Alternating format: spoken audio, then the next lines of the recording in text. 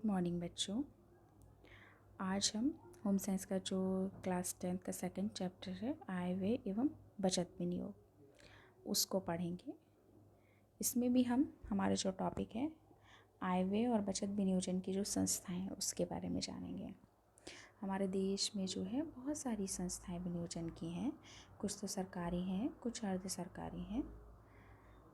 तो जो बचत विनियोजन करते समय हमें महत्वपूर्ण ये ध्यान रखना है कि जो संस्था में हम अपना पैसा इन्वेस्ट कर रहे हैं, जमा कर रहे हैं, वो हमारे विश्वास की हो और वहाँ पर ब्याज दर जो है वो अधिक हो। कंपैरिजन करके हमें ये देख लेना चाहिए कि किसमें हमें ब्याज दर अधिक मिल रही है, वहीं पर हमें अपना पैसा इन्वेस्ट करना चाहिए। कुछ संस्थाओं के बारे में मैं आज आपको बताऊंगी, जैसे कि बैंक है, डाकखाना, बीमा, भविष्य निधि। इसमें सबसे पहले हम बैंक के बारे में जानेंगे। बैंक जो है वो हमारे देश की मुख्य वित्तीय संस्था में आती है, जिसमें कि धन की लेन देन का काम जो है वो बहुत ही ऊंचे स्तर पर रहता है। जैसा कि आपको भी पता होगा, इसका जाल जो है वो हमारे पूरे देश में बिछा हुआ है। ये जो बैंक है वो हम राशि जमा करते हैं, उस पर हमें ब्याज देता है और साथ ही चेक और ड्राफ्ट के माध्यम से भुगतान की सुविधा भी देता है।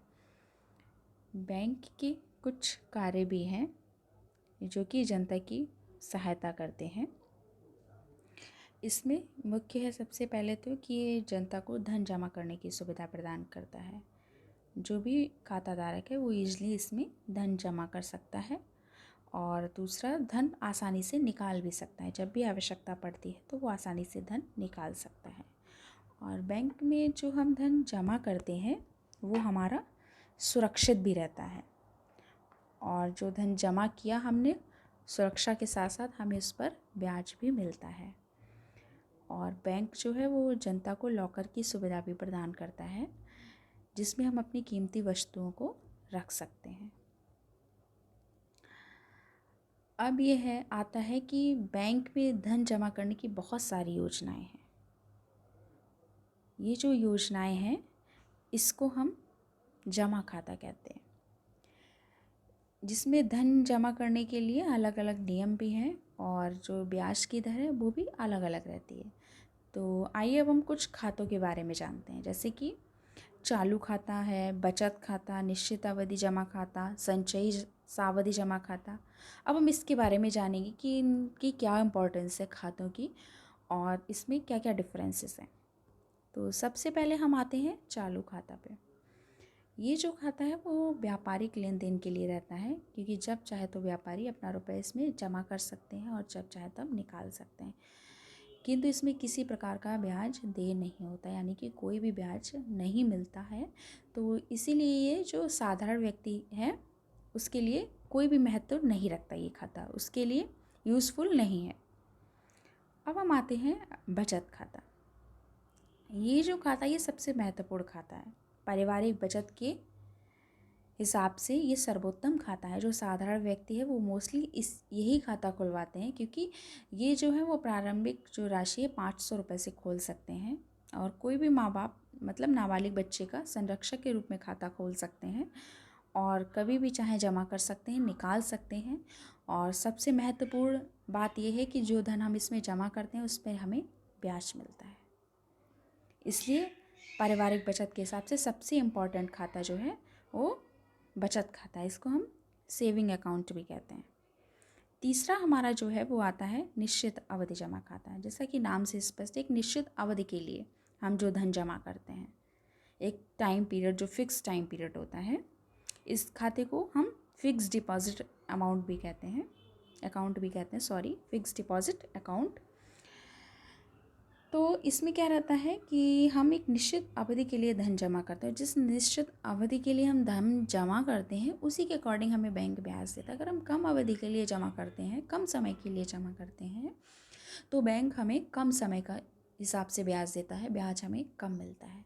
और यदि हम लॉन्ग पीरियड के लिए जमा करते हैं इसमें धन, तो हमें ब्याज ज़्यादा मिलता है।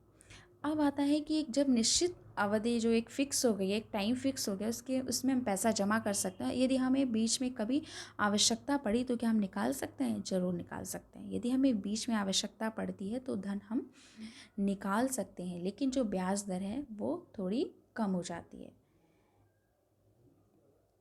अब हम आते हैं संचयी सावधि जमा खाता। संचयी इसके भी नाम से स्पष्ट यानी कि संचय। ये जो खाता है इसका लाभ उनको सबसे ज़्यादा होता है जो धन संचय नहीं कर पाते, यानी कि धन इकट्ठा नहीं कर पाते। वो प्रतिमाह एक निश्चित राशि है, एक निश्चित समय तक डालते रहते हैं और जैसे ही वो समय पूरा होता है तो ब्याज सहित उनको वो राशि मिल जाती है। इस खाते में हम बहुत छोटी छोटी राशि भी जमा कर सकते हैं और जो इसका समय है वो पूर्ण होते ही हमें ब्याज सहित मिल जाता है। ये तो हुए हमारे खाते। अब जब हम बैंक में खाता खुलवाते हैं तो बैंक हमें क्या क्या सुविधाएं देता है उसके बारे में हम जानेंगे। बैंक जो खाता खुलवाता है तो खाता धारक को पासबुक और चेक। अब पासबुक क्या होती है? कुछ पृष्ठ की एक पुस्तक टाइप की होती है। इसमें क्या रहता है, जो खाता धारक है उसका संपूर्ण विवरण अंकित रहता है, साथ ही तिथि के साथ उसका जमा करने का जो अमाउंट है, निकालने का अमाउंट है, वो सारा अंकित रहता है, जिससे उसको बहुत ही ईजी रहता है। अब आता है चेक बुक। चेक बुक भी 25 से लेके 100 पन्नों तक की रहती है और ये भी जो धन जमा करता है उसको दिया जाता है। चेक के माध्यम से जो धन निकालना है बहुत ही आसान हो जाता है।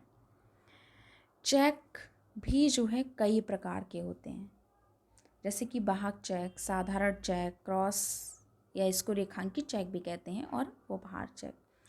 अब हम इन चेक के बारे में जानेंगे कि इसका कैसे यूज करते हैं। सबसे पहला आता है वाहक चेक। तो वाहक चेक जो है उसमें प्राप्तकर्ता के आगे वाहक लिखा रहता है और इसमें जो व्यक्ति धनराशि कोई भी प्राप्त कर सकता है, परंतु सबसे ज़्यादा हानि इससे ये होती है कि अगर आपका ये चेक खो जाता है तो कोई भी धन निकाल सकता है। इसलिए जब हम इसका प्रयोग करते हैं तो हमें बहुत सावधानी रखने की ज़रूरत होती है। यदि किसी कारणवश हमारा चेक खो भी जाता है तो हमें सबसे पहले अपने बैंक को इन्फॉर्म करना चाहिए ताकि आपको कोई हानि ना हो, आप उससे बच सकें। दूसरा हमारा आता है साधारण चेक।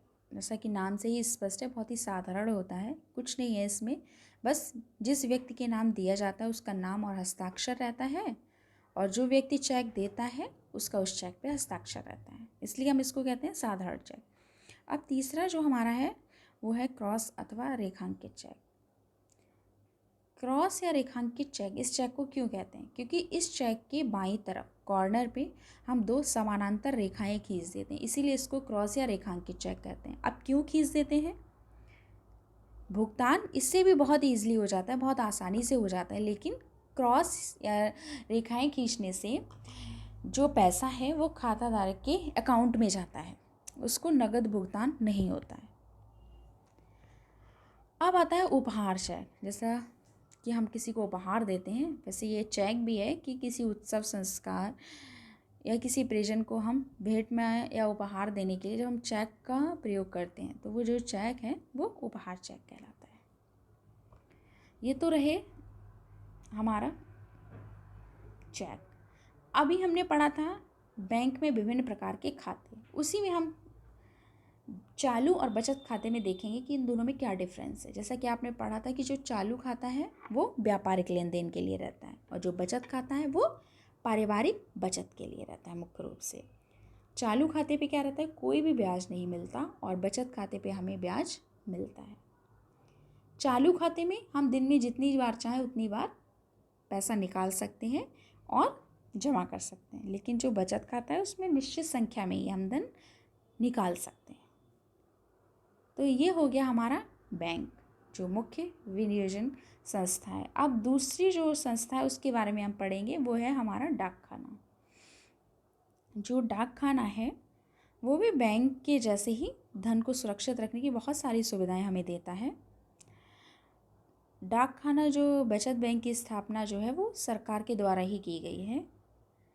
इस योजना के अंतर्गत 1, 2 या 3 या 5 वर्ष के लिए धन जमा किया जा सकता है और जमा जो धनराशि है उसकी अधिकतम सीमा निर्धारित नहीं है और ब्याज की दर जो है वो प्रत्येक अमाउंट पे अलग अलग रहती है। सबसे पहले हम इसी पर आ जाते हैं कि डाक खाना बचत खाता क्या है। इसमें कोई भी खाता खुलवा सकता है, लेकिन 50 रुपये जमा करके ही खाता खोला जा सकता है, यानी कि मिनिमम बैलेंस जो है वो 50 रुपये हमारे अकाउंट में रहना चाहिए। चाहे वो नाबालिग हो या कोई भी एक व्यक्ति या 2-3 लोग मिलकर संयुक्त रूप से कोई भी इसमें खाता खुलवा सकता है। और इस खाते में जो है सप्ताह में एक बार से अधिक धन आप नहीं निकाल सकते, और ये भी बैंक के जैसे ही चेक की सुविधा भी प्रदान करता है। दूसरा जो है वो है डाकघर सावधि जमा योजना। जैसा अभी आपने बैंक की सावधि संचय योजना पढ़ी थी, सेम वैसा ही है। इसमें भी एक निश्चित राशि हर महीने हमें डाकघर में जमा करवानी पड़ती है, और जैसे ही इसकी अवधि पूर्ण होती है तो ब्याज सहित हमें मिल जाती है। तीसरी जो है हमारी वो है 5 वर्षीय डाकघर योजना। इसमें कम से कम 10 रुपये के गुणांकों की इच्छानुसार जितना चाहो जमा किया जा सकता है, और जैसे ही इसमें समय पूर्ण होता है तो हमें ब्याज सहित राशि मिल जाती है। और यदि हमें कभी भी ज़रूरत पड़ती है तो जैसे कि ये पंचवर्षीय है, तो हम 1 वर्ष में जितना पैसा हमने जमा किया उसका आधा हम निकाल सकते हैं। नेक्स्ट जो है हमारा वो है किसान विकास पत्र। ये भी बहुत ही लाभदायक और अल्प बचत के लिए बहुत ही उपयोगी योजना है। केंद्र सरकार द्वारा ही संचालित है, जो कि अब बंद कर दी गई है। इस बचत योजना में 9 वर्ष और 5 माह में धन जो है वो दुगना मिलता था, और इसमें भी अधिकतम कोई सीमा नहीं थी, लेकिन आयकर पर इसमें छूट नहीं थी। अब हम आते हैं डाकघर मासिक योजना। ये मासिक योजना जो है ये 6 वर्षीय योजना है। इसकी न्यूनतम जो राशि है वो 1,000 और अधिकतम जो है वो 4.5 लाख रुपए जमा कर सकते हैं। अगर संयुक्त रूप से 2 लोग करें तो 9 लाख रुपए हम इसमें जमा कर सकते हैं, और जब इसके 6 वर्ष पूर्ण हो जाते हैं तो हमें 5% बोनस भी इसमें मिलता है। ये तो हो गया हमारा डाकघर। अब हम आते हैं सार्वजनिक भविष्य निधि योजना। ये योजना भी एक बहुत अच्छी योजना है। कोई भी व्यक्ति इसको ले सकता है, चाहे वो सैलरी मिल रही हो उसको, चाहे वो व्यवसाय कर रहा हो। ये भी जो है वो केंद्र सरकार द्वारा ही संचालित है, और इसमें सम्मिलित होने के लिए हमें अपने स्टेट बैंक ऑफ इंडिया की किसी शाखा में या डाक खाने में खाता खोलना पड़ता है। और इसमें जो है कम से कम हम 500 रुपये और अधिक से अधिक 70,000 रुपये में साल में डालने पड़ते हैं, यानी कि 1 साल में हमें इतना डालना पड़ता है। और ये जो खाता हम खोलते हैं उसको हमें 15 साल तक चालू रखना होता है। और इसमें जो रिजर्व बैंक के अकॉर्डिंग इसकी जो दर है, ब्याज दर, वो चेंज होती रहती है, और जो इसमें ब्याज मिलता है वो हमें चक्रवृद्धि ब्याज मिलता है। अब जो हमारा नेक्स्ट है वो है यूनिट ट्रस्ट ऑफ इंडिया। ये भी जो है पूर्णतः सुरक्षित है, यूनिट ट्रस्ट ऑफ इंडिया। इसमें यूनिट जो है वो एक प्रकार की अंश पूंजी होती है, जिसकी जो कीमत होती है वो 10 रुपये होती है। इसमें हम किसी की भी जो एजेंट के माध्यम से आवेदन पत्र और धनराशि को क्रॉस चेक द्वारा यूनिट्स हम खरीद लेते हैं, और यूनिट्स के माध्यम से जो हमें धन प्राप्त होता है वो हम जो सरकार है विभिन्न सरकारी उद्योगों में लगाती है, और फिर जो लाभांश प्राप्त होता है तो 90% यूनिट्स के खरीदारों को वो वर्ष के अंत में लाभांश के रूप में दे देती है, और अगर हमें ज़रूरत पड़े तो हम इसको बेच भी सकते हैं। ये रहा हमारा चैप्टर कंप्लीट हो गया है। जो भी बचत विनियोजन की संस्थाएं हैं वो कंप्लीट हो गई हैं।